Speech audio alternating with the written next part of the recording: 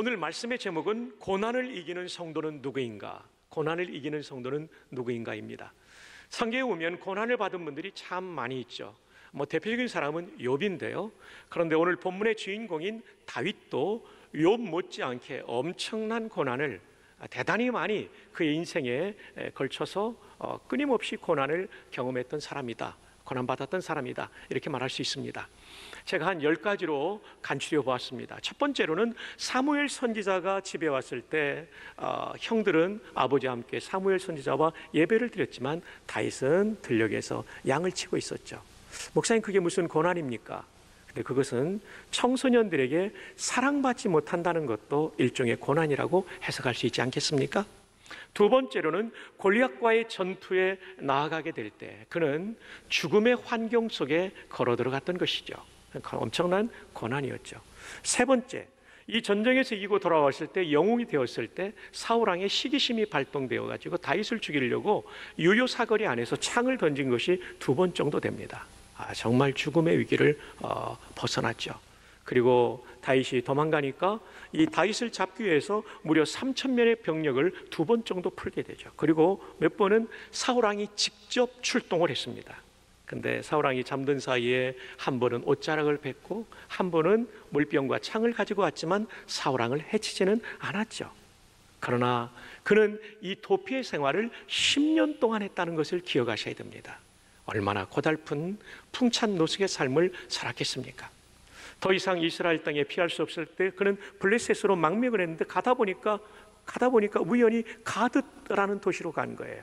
블레셋에 5개의 도시국가가 있지 않았습니까? 그 도시국가 중 하나인 가드라는 도시국가에 사람들이 말합니다. 이 다윗이라는 자가 바로 우리의 영웅이었던 골리앗을 쳐 죽인 사람입니다. 그래서 한순간에 다윗은 죽을 수밖에 없는 상황이 되었을 때 이 죽음의 위기를 모면하기 위하여 그는 미친 사람 흉내를 내면서 살아났던 적이 있었죠. 이렇게 그는 고난이 계속되었습니다. 그리고 나서 이 10년의 고달픈 이 고난의 과정을 마치고 왕이 되었을 때 그는 처음부터 이스라엘 전국의 왕이 된 것이 아닙니다. 유다 지파만의 왕으로 7년 6개월을 지냈고 그때의 수도는 헤브론이었다는 것을 우리는 알고 있죠. 그런데 여러분 기억하시죠? 5번째 다윗의 인생의 위기와 고난은 사울의 아들이었던 이스보셋이 유다 지파를 제외한 전 이스라엘을 통치하고 있었습니다. 다윗과 함께. 그리고 사무엘하 3장 1절에 보면 다윗과 이스보셋의 군대가 오랫동안 전쟁을 계속했다는 기록이 나옵니다. 여러분, 우리는 이스보셋을 잊어버리고 있었지만 이스보셋이라는 존재가 다윗에게는 엄청난 심리적 압박을 주는 존재였다는 것을 우리는 잊지 말아야 할 것입니다. 6번째, 그 후에 그는 압살롬의 반역으로 도피하게 되죠. 사무엘하 15장 14절에 보면 이런 말씀이 나오죠. 빨리 도망하자. 그렇지 않으면 우리 중 한 사람도 압살롬을 피하지 못할 것이다. 얼마나 급하게 도피를 하게 되었냐면 그는 맨발로 기드론 시내를 지나 감람산을 넘어 도망가는 길의 장면을 사무엘하는 보여주고 있죠. 15장입니다. 7번째, 가장 뛰어난 참모였던 아히도벨이 반군에 가담하는 배신의 행위를 저질렀습니다. 가장 지혜로운 참모였기 때문에 그의 배신은 이 다윗의 마음에 억장이 무너지는, 그렇게 믿었던 참모, 그리고 그렇게 신뢰했던 참모, 나도 그의 지혜를 그렇게 좋아했던 참모가 배신해서 압살롬의 반군에 가담하게 되었을 때 다윗은 그 마음이 얼마나 고통스러웠을까요? 아마도 팔의 한쪽이 떨어져 나가는 고통을 경험했을 것입니다. 8번째, 피난길에 오르는 다윗에게 사울의 친족인 시므이가 저주를 합니다. 사울의 왕가에 피를 흘린 다윗이여 하면서 압살롬 때문에 너는 죽게 될 것이다 라고 저주를 늘어놓습니다. 여러분 아시잖아요. 사울이 죽었을 때, 그의 아들들과 함께 죽었을 때 그는 성대한 장례를 치르며 그리고 조가를 지어 부르며 애도했건만은 시므이는 있지도 않은 일을 꾸며 그를 비방하고 저주할 때 그의 마음은 얼마나 고통스러웠을까요? 나의 진정, 나의 진실이 통하지 않는 고통이 다윗에게 있었다는 말이죠. 9번째, 압살롬의 반군을 진압하고 돌아오는데 또 한 번의 반란이 일어납니다. 다시 말합니다. 압살롬의 쿠데타를 진압하고 돌아오는 와중에, 환도하는 와중에, 수도 예루살렘으로 돌아오는 과정 가운데 또 한 번의 반역이 일어납니다. 이 반역이 결코 작은 반역이 아니었다고 다윗이 말합니다. 그 반역이 바로 세바의 반역입니다. 역시 사울왕과 같은 지파인 베냐민 지파 세바의 반역, 이것이 사무엘하 20장에 나오지 않습니까? 세바의 반역은 왜 시도가 되었습니까? 사울의 지파의 사람들이 다윗에 대한 불만도 있었겠지만, 압살롬 쿠데타를 지나보고 돌아올 때 유다 지파가 주관이 되어서 왕을 모시고 온 것, 이것에 대한 불만을 가진 에브라임 지파를 비롯한 나머지 이스라엘 지파들이 반감을 가지게 된 것이죠. 그래서 유다 지파와 11개 지파의 갈등 가운데, 불편한 가운데 놓여 있을 때에 세바가 이 11개 지파의 마음을 움직여서 다윗에게 반기를 든 것이었죠. 이 쿠데타, 이 두 번째 쿠데타가 얼마나 위협적이었냐면 사무엘하 20장 6절에 보면 다윗이 아비새라는 휘하의 장군에게 이런 출동 명령을 내립니다. 그 출동명을 내리면서 하는 명령이 이것입니다. 세바가 압살롬보다 우리를 더 헤아리니 너는 그들을 쫓아가라. 한 번 더요. 세바가 압살롬보다 우리를 더 헤아리니 너는 그들을 쫓아가라. 쫓아가라. 압살롬의 반역도 굉장히 위협적인 것이었습니다. 아주 대단히 위협적인 것이었어요. 근데 다윗의 입으로 말하는데 세바의 반역이 우리에게 더 위협적이다라고 말할 만큼 그는 연이은 쿠데타를 경험하게 되죠. 물론 이것은 또 진압이 됩니다. 마지막 10번째 그의 인생의 고통과 고난은 왕자의 난이었습니다. 여러분이 잘 아시는 열왕기상 1장에 나오는 아도니아의 난입니다. 분명히 솔로몬이 왕이 될 것을 짐작하고 있었건만 아도니아는 동생보다 자기가 왕이 되었다고 생각해서 사람들을 규합해서 스스로 왕으로 즉위하게 되는, 아버지의 왕적 권위의 리더십에 상처를 내는 일을 저지른 거죠. 아도니아라는 왕자의 난은 아버지를 죽일 의도는 없었어요. 다만 아버지의 리더십에 손상이 되었고 아버지의 마음에 상처를 주는 고통이었던 것이죠. 이 아도니아에 대해서 용모가 준수한 자라는 표현이 나옵니다. 용모가 준수한 자다. 다윗의 아들 가운데 미남은 2명이었어요. 한 명은 압살롬이었고 그 다음에 아도니아였어요. 공교롭게도 미남 2명이 다 난을 일으켜요. 근데 여러분 보세요. 다윗의 인생, 그의 인생을 한마디로 정의한다면 고통이 점철된 인생이었다, 이렇게 정의 내릴 수 있을 것입니다. 수없는 고난이 있었습니다. 그래서 시편을 보면 다윗이 지은 시편 가운데 많은 부분이 비탄시입니다. 다윗이 지은 시편 가운데 최고 많은 분량이 비탄시라는 사실을 여러분 아십니까? 비탄시가 무엇입니까? 슬프고, 이 슬플 비자죠. 한탄할 탄자죠. 슬프고 한탄스러운 고난의 상황 가운데 지은 시가 다윗의 시편 가운데 가장 많습니다. 소개해드립니다.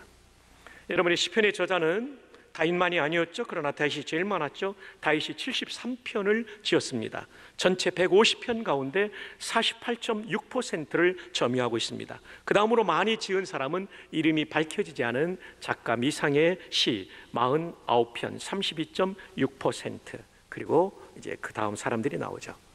그 다음 전체 시편의 주제를 제가 분류해 보니까 비탄시가 36편으로서 24%, 150편 가운데 4분의 1이 비탄시입니다. 그러니까 다윗뿐만 아니라 시편을 지은 수많은 사람의 시편 가운데 가장 많은 주제가 뭐냐면 나 슬프다, 나 고통스럽다, 이걸 가지고 기도하면서 하나님 앞에 나아가는 시가 제일 많다는 거예요. 왜 그럴까요? 인생은 끊임없는 고난의 연속이기 때문에 그렇습니다. 코로나19의 상황에서 매우 고통스러운 환경 가운데 있는 성도들이 많을 것입니다. 그러나 여러분만 고통스러운 것이 아니라 우리 모두가 함께 고통스러워하고 있고, 뿐만 아니라 성경에 나오는 시편을 지은 위대한 인물들도 비탄시를 가장 많이 쓸 만큼 인생은 고통의 연속임을 잊지 마십시오. 그러나 그 고통은 혼자 당하는 고통이 아니라 주와 함께 당할 때 넉넉히 이기게 될 줄 믿습니다. 이제는 비교를 해드리겠습니다. 시편 전체에 나오는 비탄시와 다윗의 비탄시 중에 비율적으로 어떤 게 더 많을까요? 1번, 시편 전체의 비탄시가 비율이 더 높다. 이게 1번이고요. 2번, 다윗의 비탄시가 시편 전체의 비탄시보다 비율이 높다. 정답은 몇 번일까요? 예, 2번이죠. 우리는 항상 2번의 답을 몰아드립니다. 자, 제가 분석한 것을 소개해 드립니다. 다윗의 시편은 150편 가운데 73편입니다. 그 중에 27편이 비탄시입니다. 그러므로 36.9%, 거의 37%가 비탄시입니다. 그리고 시편 전체의 비탄시는 24%가 됩니다. 24%, 36편이죠. 그래서 비교해 보면 다윗의 비탄시는 시편 전체의 비탄시보다 무려 12.9%가 비탄시가 더 많습니다. 쉽게 기억하려면 13%입니다. 무슨 얘기입니까? 다른 시인보다 다윗의 고통이 더 많았다는 것입니다. 한 번 더요. 다른 시인보다 다윗의 고통이 더 많았다는 것이죠. 조금 전에 소개해드린 대략 한 키로도 10개의 고난이 그의 인생에 파도처럼 쓰나미처럼 밀려왔던 것이죠. 그런 가운데서 살아서 이 고난을 이겼다는 것, 이건요 정말 하나님의 은혜 아니면 이길 수 없었던 거예요. 우리도 하나님의 은혜가 있으면 다윗처럼 이기게 될 줄 믿습니다. 아마도 가장 힘들었던 것은 가족으로부터의 공격 아니겠어요? 사무엘이 오셨을 때 나를 부르지 않은 그 가족들, 그리고 사울 왕이지만 사실은 미갈의 아버지, 처의 아버지 장인어른이었어요. 장인어른이 10년 동안 칼 들고 쫓아다니는 거예요. 사위 죽이겠다고. 참 권력이라는 게 이렇게 무섭습니다. 그리고 아들, 이 압살롬은 이러면 안 되는 아들이죠. 압살롬이 어떤 일을 저질렀습니까? 이 쿠데타를 일으키기 전에 자기 형 암논을 죽였어요. 배다른 형 암논이 자기 친여동생을 성적으로 폭행하니까 이 형을 죽여버렸어요. 그래서 아버지를 피해서 도망가 있었죠. 벌 받을까 봐. 시간이 지나자 다윗은 그를 용서하고 받아들여졌어요. 아버지에게 엄청난 용서받았어요. 그 용서는 뭡니까? 생명을 보장해주는 용서를 받았음에도 불구하고 이 아들이 반역을 일으키죠. 여러분, 이 마음이 얼마나 천갈래 만갈래 찢어졌겠어요. 세바의 반역, 이스보셋의 대적, 이 수많은 일들이 있었지만 다윗은 이 고통 가운데, 이 고난 가운데 승리하는 인생이 되었습니다. 수많은 비탄시를 지었고 시편의 다른 저자보다도 더 많은 비탄시를 지을 수밖에 없는 고난의 사람이었지만 어떻게 그는 이 고난을 이길 수 있었을까요? 이제 오늘 본문을 통해서 그 답을 함께 찾아갈 수 있기를 바랍니다. 오늘 본문도 비탄시인데 이제 그의 고난의 현장, 비탄의 현장을 함께 방문해 봅시다. 신방가 봅시다. 시편 31편 4절. 그들이 나를 위하여 비밀이 친 그물에서 빼내소서. 이 얘기는 사울의 추적 아니면 압살롬의 추적으로 여겨지는 장면입니다. 다윗 모르게 그물을 치듯이 다윗을 사로잡기 위하여 그리고 처형하기 위해서 밀려들고 있는 군대의 그 압박 가운데 지금 이 내용을 지금 고백하고 있는 거죠. 그 그물에서 나를 빼내주소서. 주는 나의 산성이시니이다. 산성이라는 얘기는 여러분 보호라는 뜻을 가지고 있어요. 견고한 산성은 적들이 쳐들어와도 안전을 보장해 주죠. 하나님은 나의 안전 보장이 되십니다 라고 말합니다. 9절. 여호와여, 내가 고통 중에 있사오니. 정말 이 고통이 얼마나 컸겠어요. 내게 은혜를 베푸소서. 내가 근심 때문에 눈과 영혼과 몸이 쇠하였나이다. 여러분, 진짜 피곤하면 눈이 뻑뻑해지잖아요. 지금 그 상황이에요. 이 피곤 정도가 아니죠. 엄청난 대단한 압박을 느끼는 가운데 눈과 영혼과 몸의 건강까지 나빠진 상황을 말해주고 있습니다. 한 걸음 더 나갑니다. 10절. 내 일생을 슬픔으로 보내며 나의 연수를 탄식으로 보내며. 여러분, 이런 마음 들 적이 있죠? 고난을 당할 때 이 고난이 끝나지 않을 것 같아요. 내 평생이 고난으로 지속되다가 세상을 떠날 것 같은, 내 일생이 고난과 슬픔으로 고통으로 가득 찰 것 같은 그런 마음이 들 때 우리는 얼마나 낙심스럽습니까? 다윗도 그 마음을 느꼈다는 것입니다. 얼마나 힘든지. 11절, 내가 모든 대적들 때문에 욕을 당하고, reproach라는 단어가 써 있는데 이 말은 비난을 당한다는 얘기예요. 비난. 나의 조그만 흠을 끄집어내가지고 나를 공격하는 비난을 당한다. 내 이웃에게서는 심히 당하니, 아니 대적들이 나를 비난하는 건 이해가 되는데 이웃까지 나를 비난하는데 대적들보다 더 비난한다는 얘기예요. A와 B가 다투고 있는데 C가 더 비난할 때가 있죠. 그런 상황이라는 것입니다. 내 친구가 놀라고 길에서 보는 자가 나를 피하였나이다. 나를 반겨주는 사람이 없어요. 나를 따돌려요. 왕따 당하는 이 상황.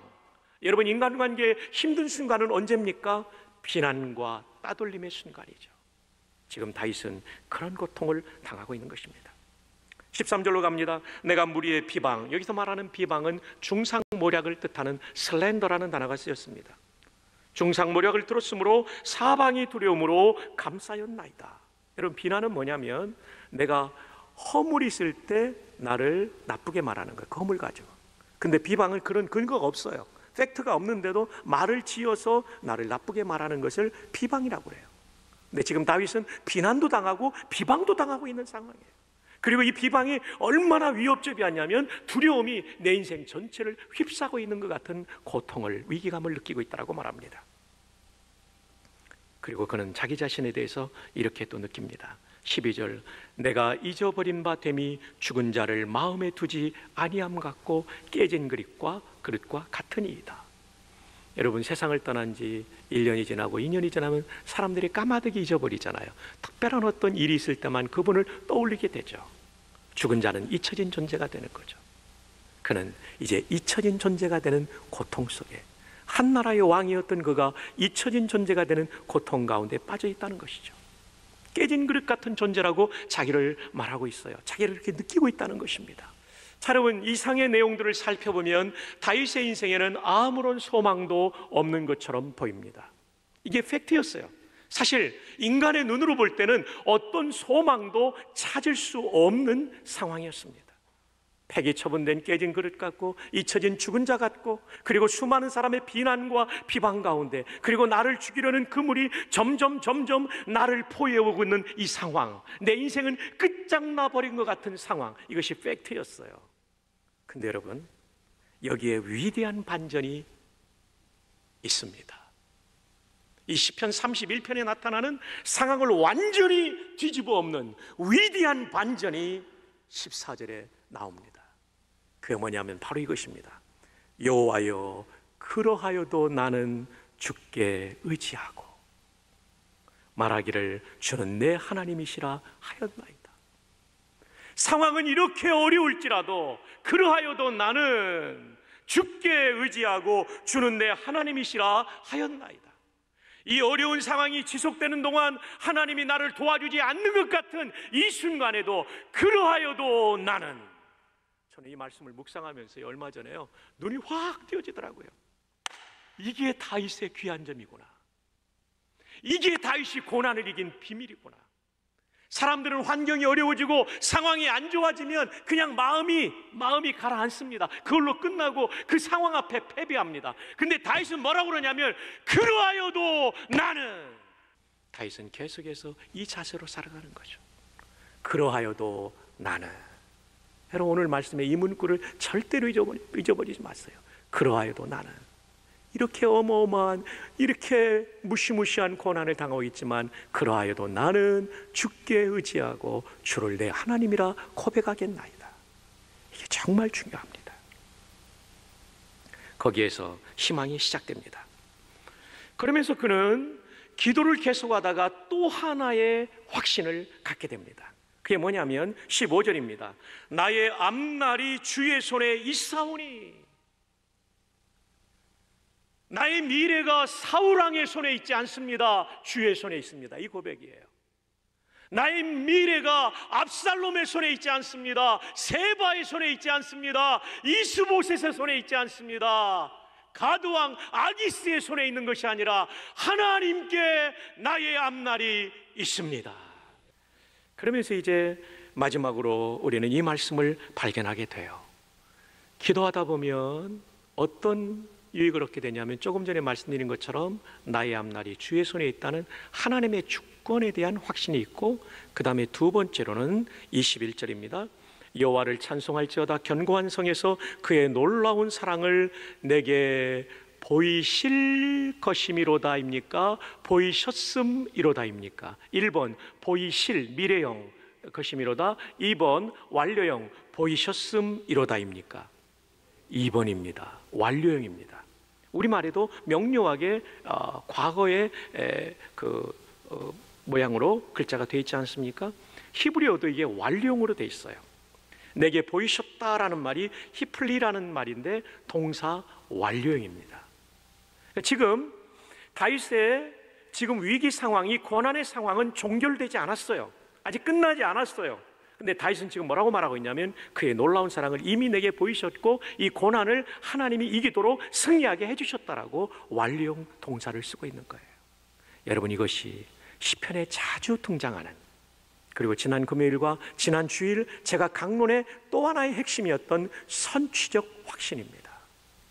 다윗은요, 수많은 비탄시에 선취적 확신을 고백하고 있어요. 왜요? 기도했기 때문입니다. 상황이 종결된 것이 아니고, 상황이 끝난 것이 아니고, 이 고난을 완전히 이긴 승리를 거머쥔 것은 아니에요. 아직도 상황이 진행 중에 있지만 그는 이미 이것이 마치 끝난 것처럼 느끼고 있는 거죠. 왜냐하면 하나님이 기도할 때 그 가슴 속에 확신을 주셨기 때문에. 선취적 확신을, 사전적 의미를 다시 한번 소개합니다. 어떤 일이 현실적으로는 아직 이루어지지 않았지만 현실에서는 이루어진 거 아니에요. 다가올 미래에 반드시 여기 밑줄에 해야 되겠죠. 그 일이 이루어질 것이라는 확신, 반드시 이루어질까지는 확신. 동사는 완료형을 씁니다. 진행형이 아닙니다. 현재형도 아닙니다. 미래형도 아닙니다. 완료형을 씁니다. 이것이 기도하는 사람에게 주시는 놀라운 복입니다. 이제 말씀을 맺습니다. 고난을 이기는 성도는 누구입니까? 첫 번째, 그러하여도 나는 주께 의지하고 주님을 나의 하나님으로 삼겠습니다 라는 사람이에요.